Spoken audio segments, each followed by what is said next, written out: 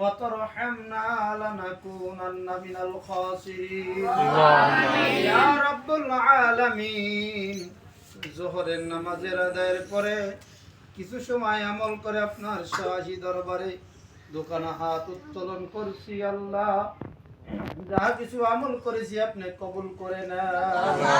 আমিন। ইয়ার সবটুকু তো জাহানে মদিনা মুহাম্মদুর রাসূলুল্লাহ সাল্লাল্লাহু আলাইহি ওয়াসাল্লামের রওজা মুবারকে পৌঁছায়া দেন।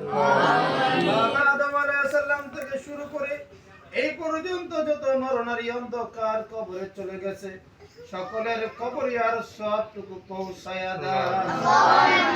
আজ করে মাওলা সাহেব দাওয়াত যারা আজকে জকিয়ার বাড়িয়ে তিনখানা মাদ্রাসায় একবেলা খাবারের আয়োজন করেছে, আল্লাহ আপনি এই খানাকে কবুল মঞ্জুর করে নেন।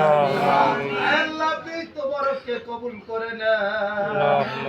এর ওসিলায় সাহেব দাওয়াতের আব্বা আম্মা সহ আত্মীয় স্বজন পাড়া প্রতিবেশী যারা অন্ধকার কবরে চলে গেছে তাদের কবরে আর হাদিয়াটুকু পৌঁছায়া দাও। আসমানের মালিক, আজকে ছাত্ররা যে খারাপে অনেক খুশি হইল, আল্লাহ আনন্দিত হইল আপনার হাবিবের মেহমানরা খুশি হওয়ার কারণে। আল্লাহ, যারা অন্ধকার কবরে চলে গেছে আপনি তাদের কবরে জান্নাতি খানার ব্যবস্থা করে দেন। তাদের কবরখানা জান্নাতের বাগান বানায়া দাও। আল্লাহ, যারা এতিমকে খুশি করে আল্লাহ আপনার হাবিব বলেছেন আপনি খুশি হয়ে যান। আল্লাহ, কলবেলেমদেরকে খুশি করলো, আল্লাহ আপনি কবুল করে নেন। আল্লাহ, খাস করে তারা দূর দেশে থাকে, ওই বিদেশের বাড়িতে কেমন আছে জানি না, আল্লাহ আপনি বালা মুসিবত থেকে হেফাজত করিয়ে।